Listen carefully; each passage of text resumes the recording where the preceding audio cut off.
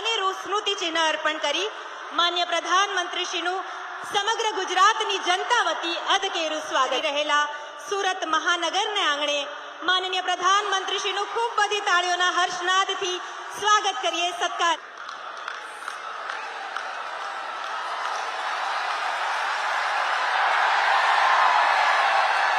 भारत माता की, भारत माता की. आप સૌ સુરતવાસીઓને નવરાત્રિની અનેક અનેક શુભકામનાઓ.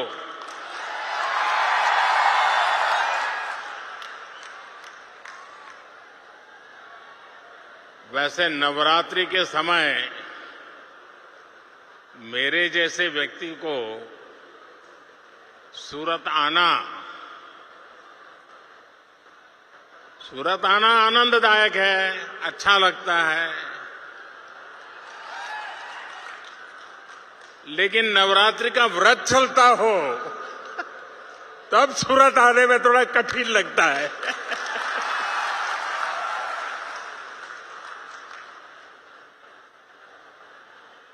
सूरत आओ और सुरती खाना खाए बिना जाओ.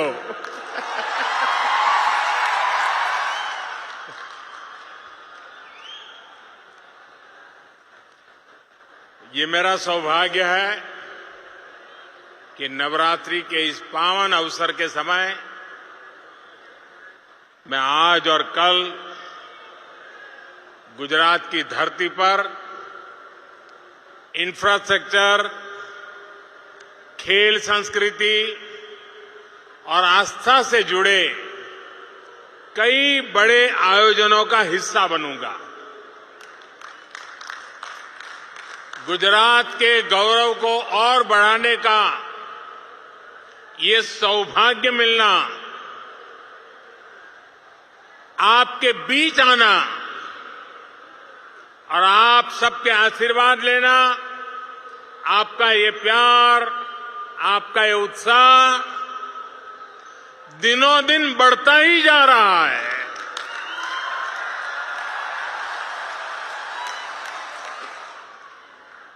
गुजरात के लोगों का, सूरत के लोगों का धन्यवाद करने के लिए मेरे शब्द भी कम पड़ रहे हैं.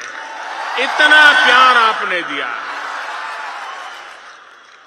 सूरत में विकास का लाभ जिस तरह हर घर तक पहुंच रहा है, वो जब मैं देखता हूं, सुनता हूं, तो मेरी खुशी अनेक गुना बढ़ जाती है. इसी क्रम में आज सूरत के विकास से जुड़ी अनेक परियोजनाओं का उद्घाटन या शिलान्यास किया गया है. इनमें से अधिकतर प्रोजेक्ट सामान्य सूरतवासियों को, मध्यम वर्ग को, व्यापारी वर्ग को ये अनेक प्रकार की सुविधाएं और लाभ पहुंचाने वाले हैं. मुझे बताया गया कि अमृत सरोवर, 75 अमृत सरोवर सूरत में उसका काम बहुत तेजी से चल रहा है. इसके लिए भी जिले के सभी साथी, शासन, प्रशासन, हर कोई और मेरे सूरतवासी भी बधाई के पात्र हैं. साथियों, सूरत शहर लोगों की एकजुटता और जनभागीदारी दोनों का बहुत ही शानदार उदाहरण है. हिंदुस्तान का कोई प्रदेश ऐसा नहीं होगा जिसके लोग सूरत की धरती पे न रहते हो. एक प्रकार से मिनी हिंदुस्तान सूरत की सबसे बड़ी खासियत यह है कि ये शहर, सूरत इस बात के लिए मैं हमेशा उसका गर्व करता हूं, ये शहर श्रम का सम्मान करने वाला शहर है। यहां टैलेंट की कद्र होती है, प्रगति की आकांक्षाएं पूरी होती है, आगे बढ़ने के सपने साकार होते हैं। और सबसे बड़ी बात, जो विकास की दौड़ में पीछे छूट जाता है, ये शहर उसे ज्यादा मौका देता है, उसका हाथ थामकर आगे ले जाने का प्रयास करता है।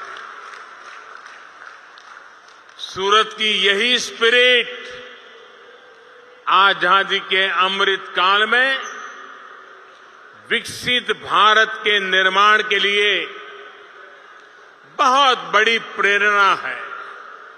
साथियों, इस सदी के शुरुआती दशकों में जब दुनिया में 3 P यानी पब्लिक प्राइवेट पार्टनरशिप की चर्चा होती थी, तब मैं कहता था कि सूरत 4 P का उदाहरण है। 4 P यानी पीपल्स, पब्लिक, प्राइवेट पार्टनरशिप। यही मॉडल सूरत को विशेष बनाता है।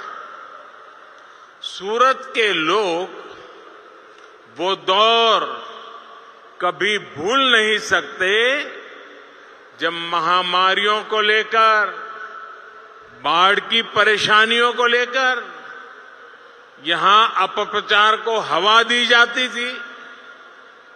उस कालखंड में यहां के व्यापारी और व्यापारी समाज के अनेक लोगों से मैंने एक बात कही थी। मैंने कहा था कि अगर सूरत शहर की ब्रांडिंग हो गई तो हर सेक्टर, हर कंपनी की ब्रांडिंग अपने आप हो जाएगी। और आज देखिए, सूरत के आप सभी लोगों ने ऐसा करके दिखा दिया है। मुझे खुशी है कि आज दुनिया की सबसे तेजी से विकसित होते शहर में सूरत का नाम है और इसका लाभ यहां हर व्यापार कारोबार को हो रहा है। भाई और बहनों, पिछले 20 वर्षों में सूरत ने देश के बाकी शहरों की अपेक्षा बहुत अधिक प्रगति की है, तेजी से प्रगति की है। आज हम अक्सर देश के सबसे स्वच्छ शहरों में सूरत का गर्व से जिक्र करते हैं, लेकिन ये सूरत के लोगों की निरंतर मेहनत का परिणाम है। सैकड़ों किलोमीटर से अधिक के नए ड्रेनेज नेटवर्क ने सूरत को एक नया जीवनदान दिया है। 2 दशकों में इस शहर में जो सीवरेज ट्रीटमेंट की कैपेसिटी बनी है, उससे भी शहर को साफ सुथरा रखने में मदद मिली है। आज भाकर और बामरोली में नई कैपेसिटी जुड़ गई है। यहां जिन साथियों को काम करते हुए 20 साल से ज्यादा का समय हो चुका है, वो इस बदलाव के बहुत बड़े साक्षी हैं। बीते वर्षों में सूरत में झुग्गियों की संख्या में भी काफी कमी आई है। इन 2 दशकों में यहां गरीबों के लिए, झुग्गियों में रहने वालों के लिए करीब करीब 80,000 घर बनाए गए हैं। सूरत शहर के लाखों लोगों के जीवन स्तर में इससे सुधार आया है। साथियों, डबल इंजन की सरकार बनने के बाद और घर बनाने में भी तेजी आई है और सूरत के गरीबों, मिडिल क्लास को दूसरी अनेक सुविधाएं भी मिलने लगी है।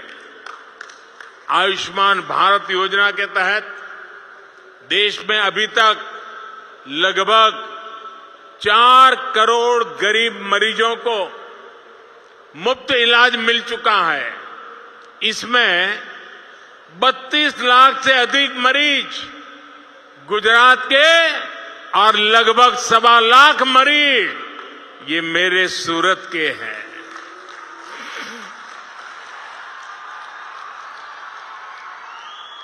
वहीं पीएम स्वनिधि योजना के तहत रेहड़ी, पटरी, ठेले पर काम करने वाले देश के लगभग 35 लाख साथियों को अभी तक बैंकों से बिना गारंटी का सस्ता ऋण मिल चुका है।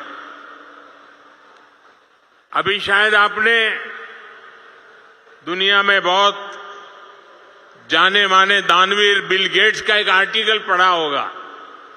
उसमें उन्होंने इस बात का जिक्र किया है, एक लेख लिखा है, उसमें इन 7 चीजों का उल्लेख किया है उन्होंने। साथियों, इसमें गुजरात के 2.5 लाख से ज्यादा लोगों को और सूरत के करीब 40,000 साथियों को इसकी मदद मिली है। साथियों, सूरत शहर के पश्चिमी हिस्से रांदेर, अड़ायण, पाल, हजीरा, पालनपुर, जहांगीरपुरा और दूसरे क्षेत्रों में आज जितनी चहल पहल दिखती है वो 20 साल के अखंड एकनिष्ठ परिश्रम का परिणाम है। शहर के अलग अलग हिस्सों में तापी पर आज दर्जन भर से ज्यादा पुल है जो शहर को भी जोड़ रहे हैं और सूरत वासियों को समृद्धि से भी जोड़ रहे हैं। इस स्तर की इंटरसिटी कनेक्टिविटी बहुत कम देखने को मिलती है। सूरत सही मायने में सेतुओं का शहर है जो मानवीयता, राष्ट्रीयता और समृद्धि की खाइयों को पाट करके जोड़ने का काम करता है। भाइयों और बहनों, आज जिन प्रोजेक्ट्स का शिलान्यास और लोकार्पण हुआ है वे सभी सूरत की इस भी पहचान को सशक्त करने वाले हैं। सूरत के कपड़ा और हीरा कारोबार से देश भर के अनेक परिवारों का जीवन चलता है। ड्रीम सिटी प्रोजेक्ट जब पूरा हो जाएगा तो सूरत विश्व के सबसे सुरक्षित और सुविधाजनक डायमंड ट्रेडिंग हब के रूप में विकसित होने वाला है। वो दिन दूर नहीं जब सूरत दुनिया भर के डायमंड कारोबारियों, कंपनियों के लिए एक आधुनिक ऑफिस स्पेस के रूप में पहचाना जाएगा। इतना ही नहीं, कुछ महीने पहले ही केंद्र सरकार ने सूरत पावरलूम मेगा क्लस्टर, ये बहुत बड़ा निर्णय है भारत सरकार का, पावरलूम मेगा क्लस्टर उसकी स्वीकृति दे दी है और इससे सायन हो, ओलपाड़ हो, इन क्षेत्रों में पावरलूम वालों को जो समस्याएं आती थी वो समस्याएं कम होगी। यही नहीं, इससे प्रदूषण से जुड़ी समस्याओं का भी समाधान होगा। साथियों, सुरती लोगों की खासियत है, सुरती लाला એને મોજ કર્યા વગર ન ચાલે.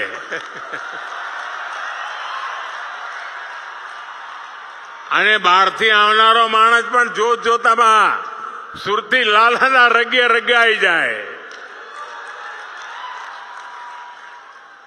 અને હું તો કાંચીનો એમપી છું, એટલે લોકો રોજ મને સંભળાવે સુરતનું જમણ, કાંચીનું મરણ. અને સાંજ પડી નથી कि ताप्ती नदी ने आसपास इन इलाकों में घूमकर ठंडी हवा का लुत्फ उठाना और कुछ खा पी करके ही घर लौटना. इसलिए ताप्ती के किनारों सहित सूरत को और आधुनिक बनाने के प्रयासों को आगे बढ़ाने के लिए भूपेंद्र भाई और सीआर पाटिल और कॉरपोरेशन से जुड़े लोग, यहां के विधायक, इन सबको मैं बधाई देता हूं आपके इन प्रयासों के लिए. बायोडायवर्सिटी पार्क प्रोजेक्ट के बनने से सूरत वासियों की टहलने की इस आदत को और सुविधा मिलेगी. उठने बैठने सीखने के लिए नए स्थान मिलेंगे. भाइयों और बहनों, एयरपोर्ट से शहर को जोड़ने वाली सड़क जो बनी है वो सूरत की संस्कृति, समृद्धि और आधुनिकता को दर्शाती है. लेकिन यहां अनेक साथी ऐसे हैं जिन्होंने एयरपोर्ट के लिए भी हमारे लंबे संघर्ष को देखा है, उसका हिस्सा भी रहे हैं. तब जो दिल्ली में सरकार थी, हम उनको बताते बताते थक गए कि सूरत को एयरपोर्ट की जरूरत क्यों है, इस शहर का सामर्थ्य क्या है. आज देखिए कितनी ही फ्लाइट यहां से चलती हैं, कितने ही लोग हर रोज यहां एयरपोर्ट पर उतरते हैं. आपको याद होगा यही स्थिति मेट्रो को लेकर के भी थी. लेकिन आज जब डबल इंजन की सरकार है तो स्वीकृति भी तेज गति से मिलती है और काम भी उतनी ही तेजी से होता है. भाई और बहनों, व्यापार कारोबार में लॉजिस्टिक का कितना महत्व होता है ये सूरत वाले अच्छे से जानते हैं. नई राष्ट्रीय लॉजिस्टिक पॉलिसी से सूरत को बहुत लाभ होने वाला है. मल्टी मॉडल कनेक्टिविटी के लिए भी सूरत में एक बड़ी योजना पर काम शुरू हो चुका है. Goga Hazira ropax ferry service ने सौराष्ट्र के कृषि हब को सूरत के बिजनेस हब से जोड़ने में बहुत महत्वपूर्ण भूमिका निभाई है. गोगा और हजीरा के बीच रोरो फेरी सर्विस की वजह से लोगों का समय भी बच रहा है और पैसा भी बच रहा है. सड़क के रास्ते गोगा और हजीरा के बीच की दूरी करीब करीब 400 किलोमीटर के आसपास होती है, जबकि समंदर के रास्ते यही दूरी कुछ ही किलोमीटर हो जाती है. अब ये इससे बड़ी सुविधा क्या हो सकती है. इससे वजह से जहां पहला गोगा से हजीरा आने जाने में 10-12 घंटे लगते थे, वहीं अब ये सफर 3.5-4 घंटे के अंदर अंदर हो जाती है. हम फेरी की वजह से भावनगर, अमरेली और सौराष्ट्र के दूसरे हिस्सों से सूरत आए लोगों को बहुत लाभ होगा. अब परमानेंट टर्मिनल तैयार होने के कारण आने वाले दिनों में और ज्यादा रूट खुलने की संभावना बढ़ी है. इससे यहां के उद्योगों को, किसानों को पहले से ज्यादा लाभ होगा। साथियों, हमारी सरकार सूरत के व्यापारियों, कारोबारियों की हर आवश्यकता को देखते हुए काम कर रही है, नए नए इनोवेशन कर रही है। मैं आपको एक उदाहरण देता हूं। आप जानते हैं कि सूरत के टेक्सटाइल का एक बड़ा बाजार काशी और पूर्वी उत्तर प्रदेश से भी जुड़ा हुआ है। यहां से बड़ी संख्या में ट्रकों के जरिए सामान पूर्वी यूपी भेजा जाता रहा है। अब रेलवे और पोस्टल डिपार्टमेंट ने मिलकर एक नया समाधान भी खोजा है, एक नया इनोवेशन किया है। रेलवे ने अपने कोच की डिजाइन को इस तरह से बदला है कि उसमें आसानी से कार्गो फिट हो जाता है। इसके लिए खास तौर पर 1 टन के कंटेनर भी बनाए गए हैं। ये कंटेनर आसानी से चढ़ाए और उतारे जा सकते हैं। शुरुआती सफलता के बाद अब सूरत से काशी के लिए पूरी एक नई ट्रेन ही चलाने की कोशिश हो रही है। ये ट्रेन सूरत से माल सामान ढो करके काशी तक जाया करेगी। इसका बहुत बड़ा लाभ सूरत के व्यापारियों को होगा, यहां के कारोबारियों को होगा, यहां के मेरे श्रमिक भाइयों बहनों को होगा। बहुत जल्द सूरत बिजली से चलने वाली इलेक्ट्रिक व्हीकल, बिजली से चलने वाली गाड़ियों के लिए भी ये सूरत पहचाना जाएगा।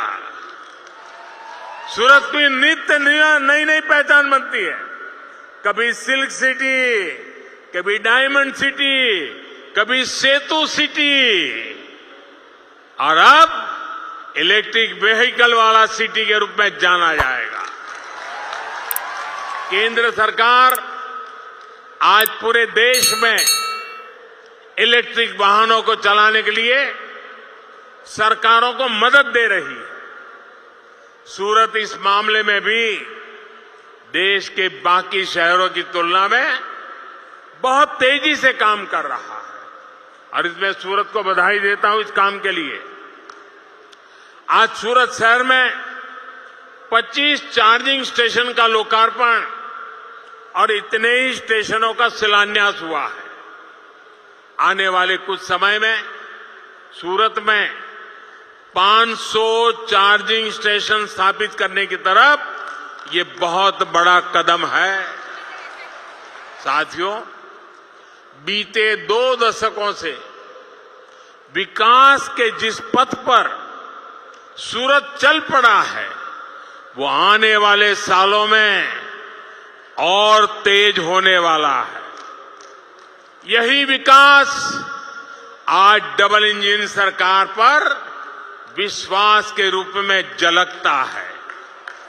जब विश्वास बढ़ता है तो प्रयास बढ़ता है, और सबका प्रयास से राष्ट्र के विकास की गति तेज होती है। इस गति को हम बनाए रखेंगे। इसी आशा के साथ सूरतवासीओનો જેટલો આભાર માનવો એટલો ઓછો।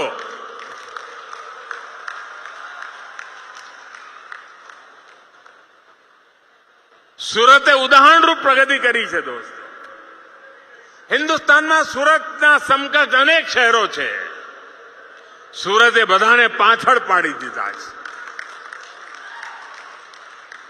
અને આ શક્તિ ગુજરાતમાં જ છે દોસ્તો।